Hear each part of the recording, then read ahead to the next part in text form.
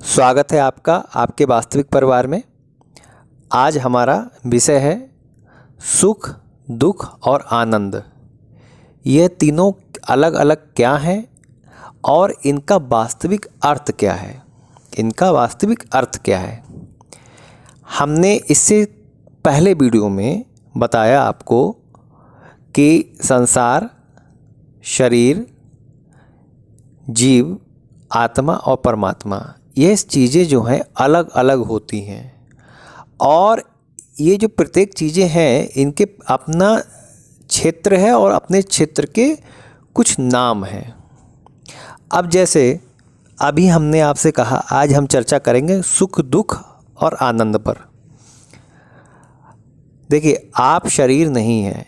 मैंने प्रत्येक वीडियो में ये बात दोहराई है कि आप शरीर नहीं हैं। आप एक जीव हैं और शरीर को धारण करके इस संसार में विचरण करते हैं। जो शरीर है आपका, ये आपको मिला है और आप इस शरीर को माध्यम बनाकर संसार में विचरण करते हैं या अपना जो जीवन यापन कर रहे हैं। अब देखिए, दुख और सुख कहाँ से पैदा होते हैं, इसको समझिए। अज्ञानता में आप थे, आपको पता ही नहीं है कि आपको सांस देने वाला भगवान है। जब आपको नहीं पता ये बात, और आपको ये भी नहीं पता है कि आपका शरीर जो मिला है ये भगवान को पाने के लिए मिला था, ये दोनों जानकारी आपने कभी कोशिश नहीं करी और इस जानकारी के बिना जीवन यापन कर रहे हैं, मतलब अज्ञान में कर रहे हैं। जब अज्ञान में जीवन यापन करेंगे तो ये जो संसार आपको दिख रहा है इसकी वास्तविक जानकारी तो मिलेगी नहीं, लेकिन इसको अपना बनाने का प्रयास आपका जारी रहेगा। आप खोजते रहेंगे इसमें चीज़ें, आप जुटाते रहेंगे संसार में कि आज मैं ये जुटा लूँ, आज मैं ये जुटा लूँ। और जब तक कोई चीज़ पाते रहेंगे संसार से, जब तक कोई चीज़ पाते रहेंगे आप, तो वो जो मन में भाव पैदा होगा, जो आपके अंदर भाव पैदा होगा, उसे सुख कहते हैं। जब तक आप जो चाह रहे हैं वो संसार से आपको मिलता रहे, तो जो आपके अंदर भाव पैदा होगा उसे सुख कहते हैं। और जब संसार वही चीज़ वापस ले लेगा, प्रकृति वापस ले लेगी, तो जो भाव पैदा होगा उसे दुख कहते हैं। लेकिन ये अज्ञान में, ये सब अज्ञान में है, क्योंकि आपको पता ही नहीं है कि संसार सत्य है या असत्य है। संसार में जो हमें शरीर मिला है, ये शरीर भी सत्य है असत्य है, ये पता ही नहीं है।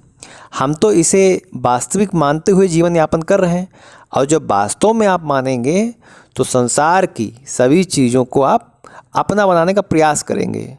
और जहाँ अपना बनाने का आपने प्रयास किया तो कुछ चीज़ें आपको कुछ समय के लिए मिली, तो जो भाव पैदा हुआ उसे आपने सुख कह दिया। लेकिन जैसे समय आगे बढ़ा और किसी स्थिति परिस्थिति वो चीज़ आपसे बिछड़ गई, तो आपके मन में जो भाव पैदा हुआ है, आप में जो भाव पैदा हुआ, उसे आपने दुख कह दिया। तो ये हो गया सुख और दुख, जो कि अज्ञान की वजह होता है। क्यों होता है? क्योंकि आपका तो संसार था नहीं ना, आप संसार के थे, ये तो परमात्मा का है ना। आप तो इस शरीर पर आए, आप तो इस शरीर को पाए थे भगवान को पाने के लिए, लेकिन आप भगवान को नहीं पाए, आपने संसार को अपना बनाया और संसार में चिपकने का प्रयास किया। तो भाई चिपकोगे, जो आपकी चीज़ नहीं है वो तो आपसे दूर जाएगी। जब दूर जाएगी तब तो आपको दुख होगा, और जब चिपके रहोगे तो सुख होगा, जो कि सत्य नहीं है। तो सुख और दुख तो अज्ञान में ऐसे जन्मते हैं। अब आइए आनंद। जब जो आप हैं, जब आपको ये पता लगने लगता है कि संसार ये सत्य नहीं है, आभास हो रहा है, ज्ञान नहीं मिला है लेकिन आभास हो रहा है। अभी भगवान नहीं मिला, आपको ज्ञान नहीं मिला जो आप वास्तविक देख पाएँ, लेकिन एक आभास हो रहा है। तो आपने संसार देखा, तो आपके मन में आभास हुआ कि ये सत्य नहीं है, तो आपने उससे दूरी बनाई। तो दूरी बना ली आपने, तो संसार से मिलने वाली जो भी भाव थे, सुख या दुख जो मैंने कहा, उनसे दूरी आपकी बन गई। लेकिन शरीर तो आपके पास है ना अभी। अब शरीर की बात कर लेते हैं। शरीर में आप हैं। अब आपको ये लग भी रहा है कि शरीर भी सत्य नहीं है, ये शरीर हमको मिला था और ये भगवान की प्राप्ति के लिए मिला था, इसलिए ये इसको भी जाना है। अब ये भी आपको महसूस हो रहा है, ज्ञान नहीं मिला है। तब आपने इस शरीर से भी दूरी बनाना शुरू किया और आप अपने में ही रहने लगे। भगवान को तो आपने जाना नहीं, क्योंकि भगवान को तो वही जान सकता है जिसे भगवान जानना चाहे। जब तक भगवान किसी के सामने माया का पर्दा नहीं हटाएंगे तब तक वह जीव भगवान को नहीं जान सकता है, या इसे हम कह सकते हैं वह वास्तविक जानकारी प्राप्त नहीं कर सकता है। लेकिन उसके अंदर ऐसा भाव तो पैदा होगा।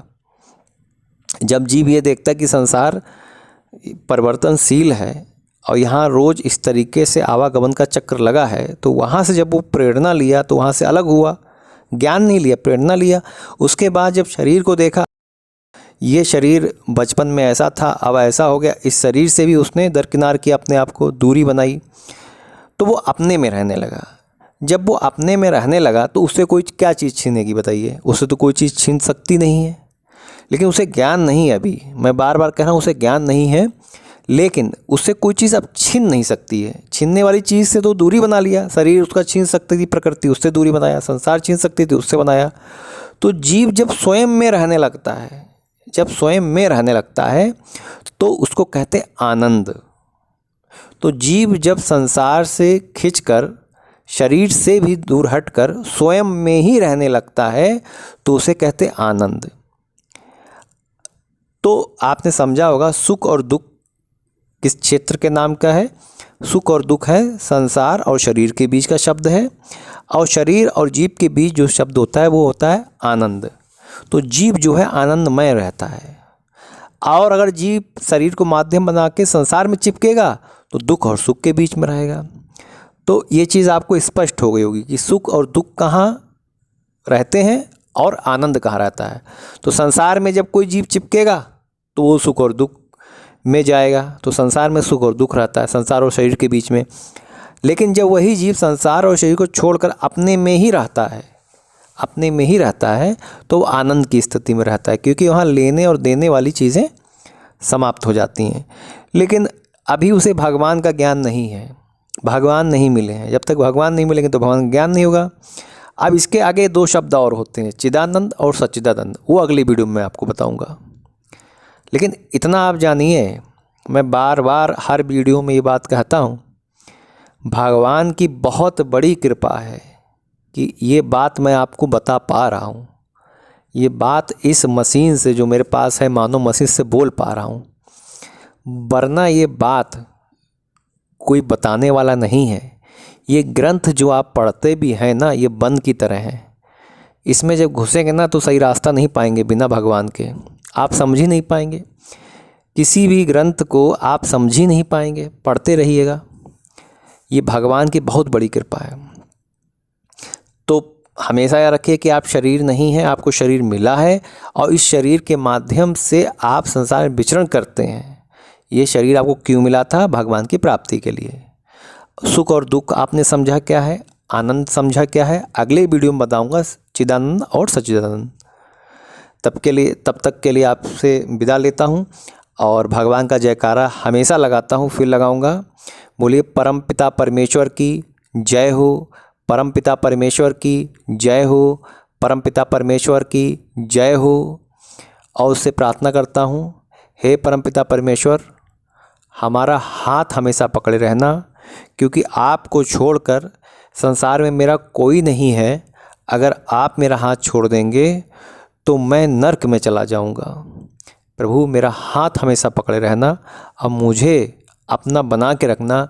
मुझ में इतना सामर्थ्य नहीं है कि मैं आपका हो सकूं, लेकिन आप में इतना सामर्थ्य है कि आप मुझे अपना बना लें। इसी प्रार्थना के साथ भगवान सर्वशक्तिशाली होता है, वो हमारे हर एक भाव को पढ़ता है। इसी प्रार्थना के साथ, प्रभु से प्रार्थना के साथ मैं विदा लेता हूँ। आप लोग हमारे चैनल पे आए, इसके लिए आपका बहुत बहुत धन्यवाद। और इस चैनल पे बने रहिए। आप बने रहेंगे तो मैं बहुत जानकारियाँ आपको देता रहूँगा। धन्यवाद।